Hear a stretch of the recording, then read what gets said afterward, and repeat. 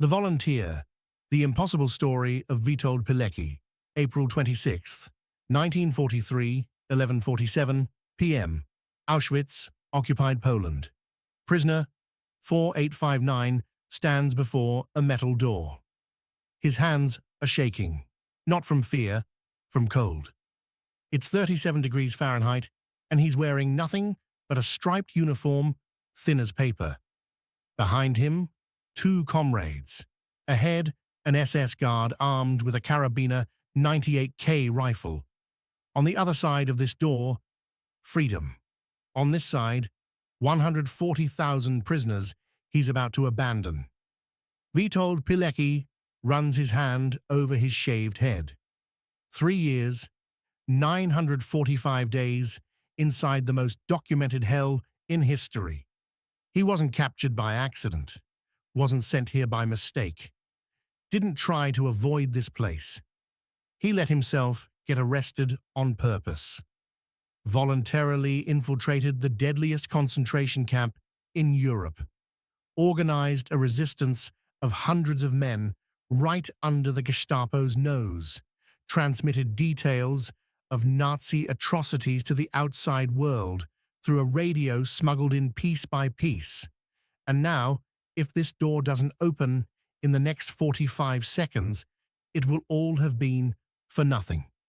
The guard walks toward him. His fingers close around a stolen knife, hidden in his sleeve. In 10 seconds, either he's free or he's dead. There is no third option. May 13th, 1901. Olonets, Karelia, Russian Empire. Witold Pilecki is born 870 miles away from his true homeland. His family, Polish nobles of the WWII coat of arms, had been deported to Russia decades earlier for participating in the January uprising against the Tsars. Most of their land confiscated, their legacy stolen. His father, Julian, is a forest inspector. His mother, Ludwika, teaches her 5 children that Poland, even if it only exists in their minds, is real. In 1910, at age 9, Witold is sent to Vilnius to attend a Polish school. There, he joins the Związek Harcerstwa Polskiego, the underground Polish Scouting Association. Teaching Polish was a crime. Using Polish symbols was a crime. But Pilecki learns, resistance doesn't need permission. 1916. World War I is tearing Europe apart. Witold is sent to Oriol, farther east, safer. He founds a local chapter of ZHP. At 15 years old, he's already a leader. 1918. Russian Revolution. Germany falls. And for the first time in 123 years, Poland exists again. Witold is 17. He returns to Vilnius. The city is being invaded by the Soviet Red Army. Time to find out if those lessons in resistance work when real bullets are flying. January 5th, 1919. The Soviet Red Army takes Vilnius. Pilecki doesn't run. Along with his unit from the self-defense of Lithuania and Belarus, he resorts to guerrilla warfare behind enemy lines. Ambushes, sabotage, disappearing into forests. 3 months later, he retreats to Białystok and enlists as a Szeregowy, private, in the newly created Polish army. Poland has existed for 6 months. Witold is going to make sure it keeps existing. Polish-Soviet War, 1919 to 1920. Pilecki fights in the Vilna offensive under Captain Jerzy Dąbrowski, then in the Kiev offensive, then defending the city of Grodno as part of a cavalry unit. August 5th, 1920. Pilecki joins the 211th Ulan Regiment, cavalry. He learns that a horse can run 37 miles per hour on open terrain. A rifle bullet travels 2,600 feet per second. You have to choose your moments. Battle of Warsaw, August 13th to 25th, 1920. 200,000 Soviets against 113,000 Poles. The odds say Poland will fall. The odds are wrong. Pilecki and his Uhlans chase the retreating enemy through Rudninkai Forest. March 1921. The war ends. Pilecki is promoted to Plutonawi, corporal. He's 19 years old, has seen more death than most men will see in a lifetime. He completes courses at the Cavalry Reserve Officers Training School in Grudziądz, finishes secondary school, briefly studies fine arts at Stefan Batory University. But in 1924, his father falls ill. Witold abandons his studies and returns to the family estate. 1925. Promoted to Chorąży, ensign. 1926. Podporucznik, second lieutenant. He's 25 years old and already an officer. September 1926. Pilecki becomes owner of his family's ancestral estate, Sukurcze, in the Lida district. 1931. Marries Maria Ostrowska. 2 children over the next 2 years, Andrzej and Zofia. He organizes military training programs for local farmers. Amateur poet, painter. In 1938, receives the Silver Cross of Merit for his community activities. Pilecki didn't know it, but he was being trained. Every skill, cavalry, guerrilla warfare, leadership, underground organization, was being filed away somewhere in his mind. Soon, very soon, he'd need all of them. August 26, 1939. Polish-German border. Europe is about to catch fire, and Pilecki is mobilized as cavalry platoon commander in the 19th Infantry Division under Major General Józef Kłaszewski. September 1st. Germany invades. 61 divisions, 1.5 million men, 2,750 tanks, 2,315 aircraft. Poland has 39 divisions. World War I technology, cavalry against tanks. But Pilecki didn't read the script. Night of September 5th to 6th. Battle of Piotrków Trybunalski. The 19th Division is almost completely destroyed. Pilecki and his men are incorporated into the 41st Division. He serves as second in command of the cavalry detachment under Major Jan Wojciechowicz. Over the next 2 weeks, 7 German tanks destroyed by his unit, 1 aircraft shot down in flight, 2 aircraft destroyed on the ground with horses, and rifles and improvised grenades. September 17th. The Soviet Union invades from the east. Poland is being crushed between 2 iron jaws. September 22nd. The 41st Division capitulates. Commander-in-Chief General Edward Śmigły writes, orders all soldiers to retreat through Romania to France, regroup, fight another day. Wojciechowicz and Pilecki don't obey. They stay. If Poland no longer exists on the map, it will exist underground. Pilecki still hasn't finished. November 9th, 1939. Occupied Warsaw. 2 months after Poland's fall, Major Wojciechowicz, Second Lieutenant Pilecki, Second Lieutenant Jerzy Marinj, Jerzy Skoczynski, and brothers Jan and Stanisław Dangiel meet in a Warsaw apartment. They found Tajna Armia Polska, TAP, Secret Polish Army, one of the first underground organizations in occupied Poland. Wojciechowicz is the leader. Pilecki is the organizational head. As cover, Pilecki works as manager of a cosmetics warehouse. By day, he organizes inventory. By night, he organizes resistance cells. In 6 months, TAP expands to Warsaw, Siedlce, Radom, Lublin, and other major cities in central Poland. Hundreds of members, communication routes, weapons caches. But there's a problem. Wojciechowicz is radicalizing. He blames Poland's defeat on its failure to create a Catholic nation. He wants to remake the country by appealing to far-right groups. His anti-Semitism is growing. Spring 1940. Pilecki sees where this is going. Wojciechowicz is entering negotiations with groups that offered Nazi Germany a Polish puppet government. Pilecki can't allow this. He goes to Colonel Stefan Rowecki, chief of a rival resistance group, the Union of Armed Struggle, WWII, which advocates for equal rights for Jews, gathers intelligence on German atrocities, and delivers it to the Western Allies. Pilecki asks TOP to submit to Rowecki's authority. Wojtkiewicz refuses. He issues a manifesto. The future Poland must be Christian, based on national identity, and those who oppose must be removed from our lands. Pilecki refuses to take that oath. August 1940. Wojtkiewicz announces at a TAP meeting they will after all join the mainstream underground with Rowecki. And then he says something else. It's been proposed that someone should infiltrate Auschwitz concentration camp. Little is known about how the Germans operate the camp. It's thought to be an internment camp, a large prison.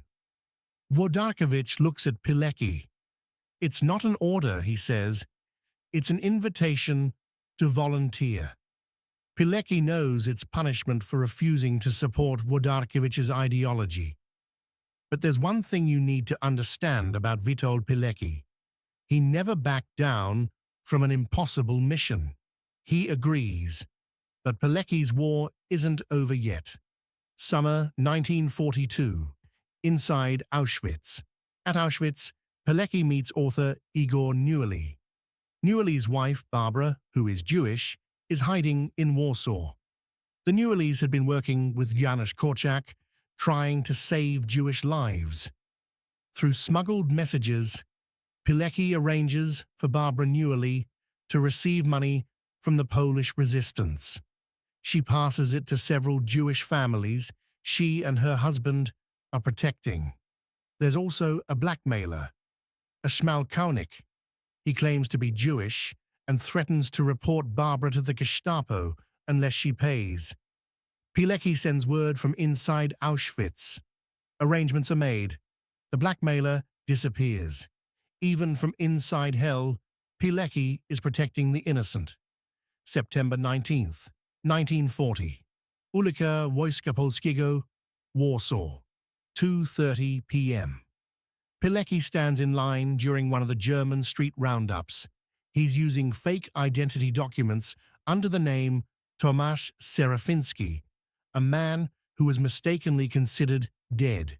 He's 39 years old, wife and 2 young children at home, a rural estate his family recovered after centuries, and he's voluntarily letting himself get captured by the Nazis. 2,000 men are arrested that day.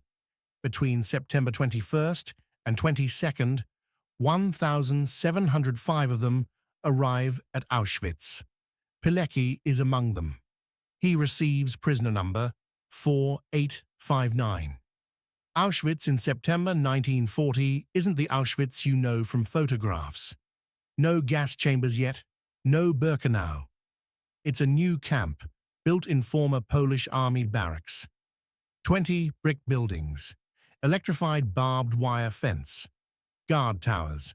But what's happening inside is already hell. Rudolf Höss, the commandant, is testing how many prisoners he can kill per day through starvation, slave labor, and brutal punishments. Average survival time, 3 to 4 months. Pilecki looks around. He sees men being beaten to death by SS guards, sees bodies stacked like firewood, sees the empty eyes of men who've already given up. And he thinks, how do I organize a resistance here? Autumn 1940 to April 1943. Auschwitz. Pilecki is assigned to various slave labor commandos.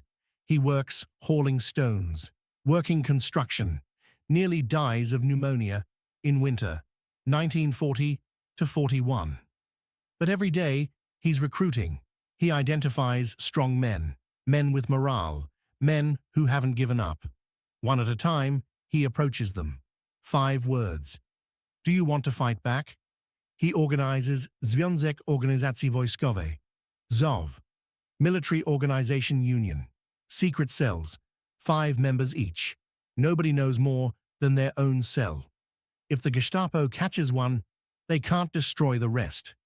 ZOV's objectives: improve prisoner morale, provide news from the outside world, distribute extra food and clothing to members, establish intelligence networks, train detachments to take over the camp if relief attack comes. In 2 years, ZOV has hundreds of members, penetrates the kitchen, laundry, infirmary, workshops. Small underground organizations eventually merge with ZOW. But most importantly, Pilecki is sending information out.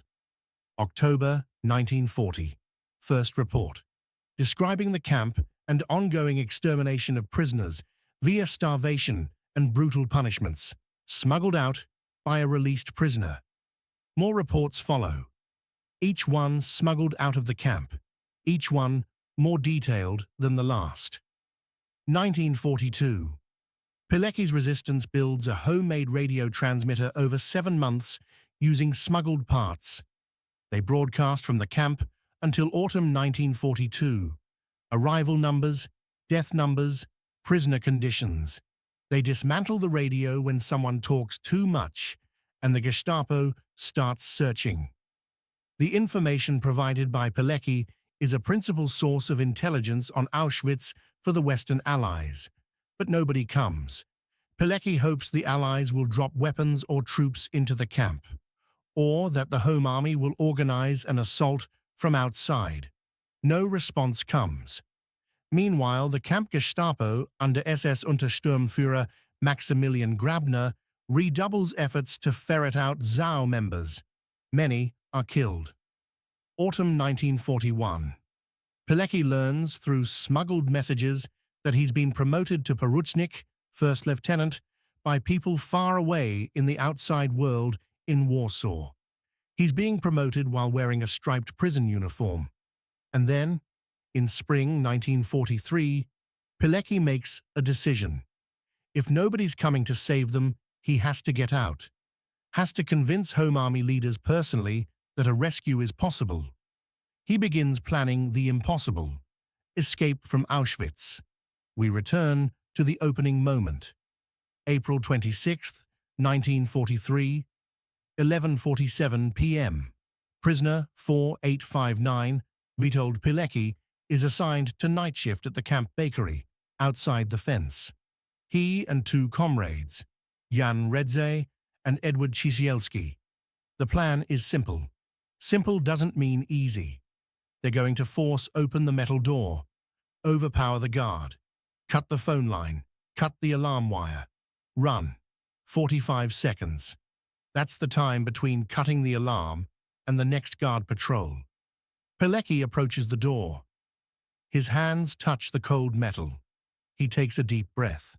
3 years, 945 days, 22,680 hours inside this place. He thinks of his wife Maria, of Andrei and Zofia. They think he's dead. It's been 3 years since he's seen them. He thinks of the 140,000 prisoners he's leaving behind. The door isn't locked. 11:48 p.m.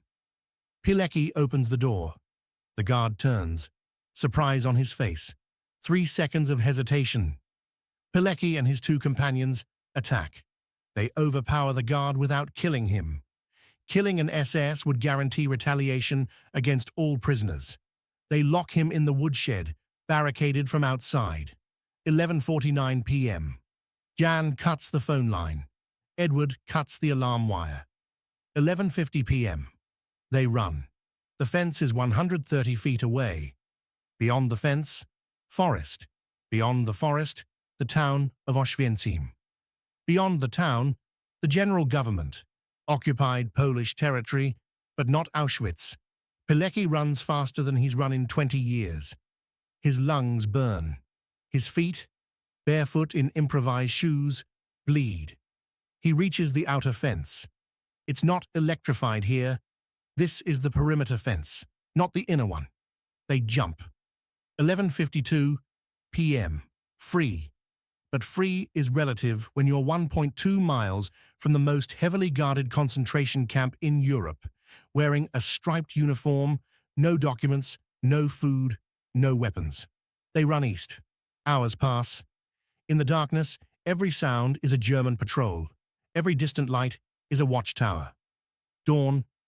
They reach the village of Alwernia. A priest hides them, provides civilian clothes. Next, Tuniek. Locals help them. Then, a Polish resistance safe house near Bochnia. Here comes the irony you couldn't make up. The house is owned by Commander Tomasz Serafiński, the real man. The man whose identity Pilecki adopted for his Auschwitz cover. During the journey, at one point, German soldiers try to stop Pilecki. They shoot at him as he flees. Several bullets pass through his clothes. One bullet hits him. Doesn't hit bones, doesn't hit vital organs, continues through his body. Pilecki keeps running. 3 years inside hell. 900 days organizing resistance. 3 years inside hell. 900 days organizing resistance. 140,000 prisoners left behind. And Witold Pilecki, prisoner 4859, is free. June 1943. Nowy Wiśnicz. After several days as a fugitive, Pilecki makes contact with Home Army units. He drafts his first report on the situation in Auschwitz. It's buried at the farm, where he's staying. Only revealed after his death. August 1943. Back in Warsaw, Pilecki begins writing Report W. Witold's report, 100 pages. 3 main topics: ZOW and its members, his experiences, the extermination of prisoners, including Jews, his intention, persuade the Home Army to liberate the camp's prisoners. The response: such an attack would fail. Even if the initial attack succeeded, the resistance lacks sufficient transport, supplies, or shelter for rescued prisoners. The Soviet Red Army, despite being within striking distance of the camp, shows no interest in joint effort. Nobody's coming. Pilecki joins the Kyiv sabotage unit, using the pseudonym Roman Jezierski. Also joins a secret anti-communist organization, NIE. February 19, 1944. Promoted to Rotmisters, cavalry captain. August 1, 1944. Warsaw Uprising. The insurrection erupts. 200,000 civilians take up arms against 15,000 Germans in the city. Pilecki volunteers for Warsawianka Company of Krobry II Battalion. Initially serves as a common soldier without revealing his rank. After many officers are killed in the early days, Pilecki reveals his true identity and takes command of the 1st Warsawianka Company in Warsaw's Śródmieście district. The uprising lasts 63 days. The Germans massacre 200,000 civilians, destroy 85% of the city, building by building. October 2nd, 1944. The uprising falls. Pilecki is captured, sent to Oflag 7A, a prisoner of war camp for Polish officers north of Murnau, Bavaria. April 29, 1945. Liberated. World War II ends weeks later. Pilecki survived the invasion of Poland, survived Auschwitz, survived the Warsaw Uprising, survived prisoner of war camp. But Witold Pilecki's story doesn't have a happy ending. Pilecki was never officially decorated by the Polish government during his lifetime. His decorations came decades after his death. 1995. Order of Polonia. Restituta, posthumous. 2006. Order of the White Eagle, Poland's highest decoration, posthumous, 2013. Promoted to colonel, posthumous, 65 years after his execution. During his lifetime, Pilecki received only the Silver Cross of Merit in 1938 for his pre-war community work. The medals he earned through volunteering for Auschwitz, organizing resistance, and fighting in the Warsaw Uprising were never given to him while he lived. July 1945. Ancona, Italy. Pilecki joins the Military Intelligence Division of the Polish Second Corps under Lieutenant General Władysław Anders. October 1945.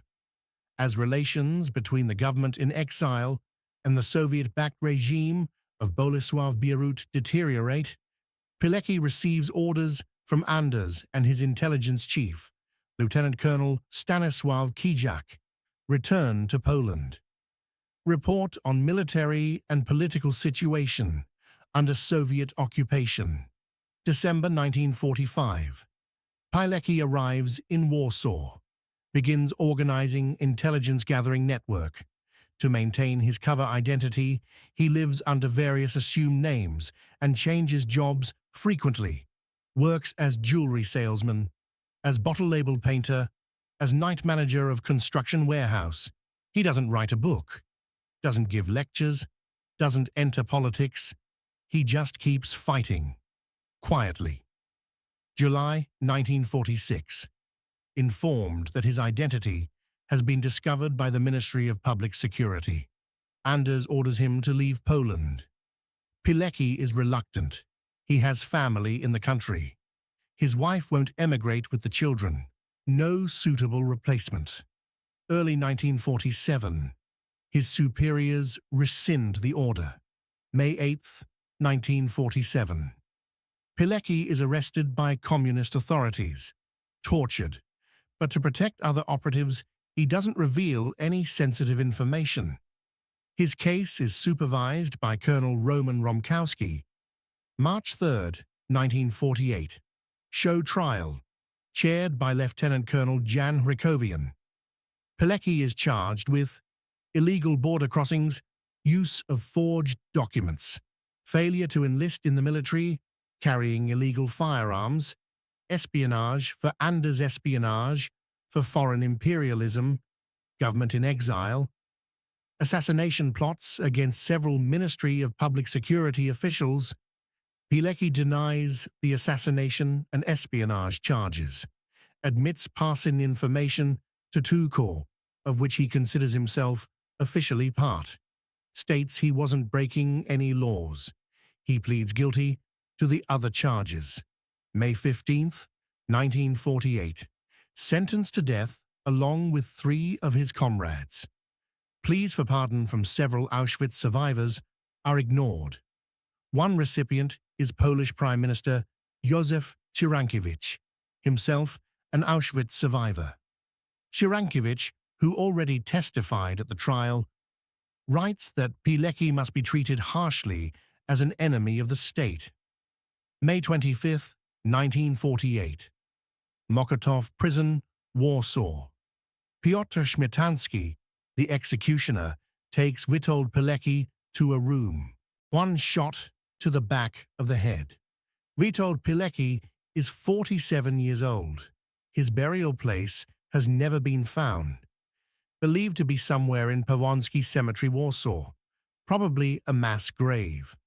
The man who voluntarily entered Auschwitz, who organized resistance under the SS's nose, who escaped and kept fighting, died not by Nazis, but by communists, not on the battlefield, but in prison, not as a hero, but as an enemy of the state. For decades, Witold Pilecki's story was inconvenient to Polish communist authorities. His story remained mostly unknown for 45 years.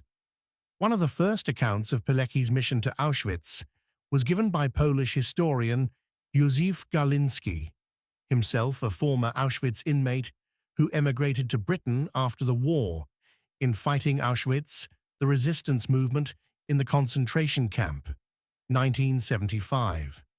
After the fall of communism in 1989, Poland could finally tell his story.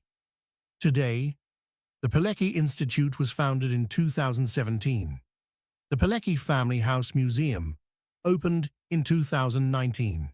Numerous institutions, monuments and streets in Poland are named after him.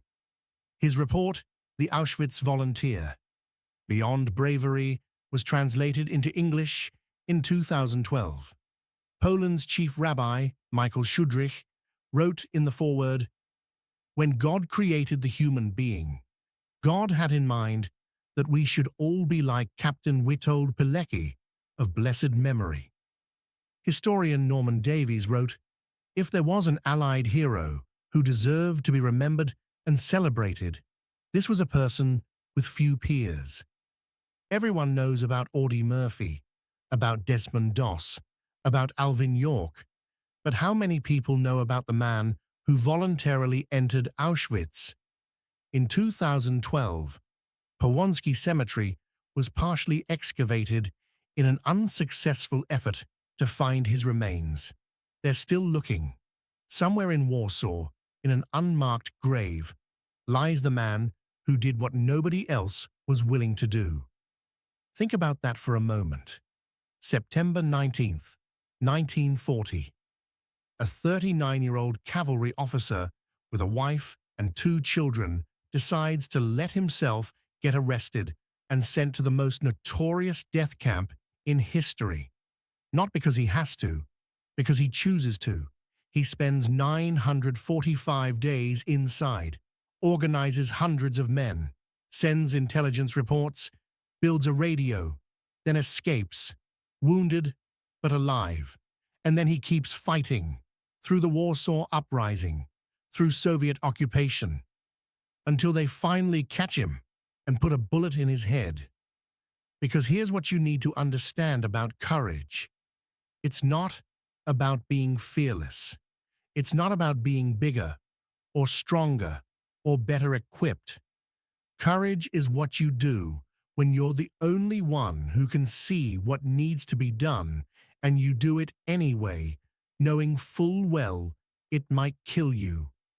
Courage is walking into a roundup on a Warsaw street and not fighting back when the Germans grab you because you have a mission. Courage is organizing resistance when the penalty for being caught is death by torture. Courage is escaping from hell and then going right back into another hell because your country still needs you. April 26th, 1943, 11:47 p.m. Prisoner 4859 stands before a metal door. Behind him, 140,000 prisoners. Ahead, freedom. He opens the door and runs, not away from responsibility, toward it. Because courage isn't about the absence of fear. Courage is what you do when the metal door opens and everybody else is too afraid to move. The end.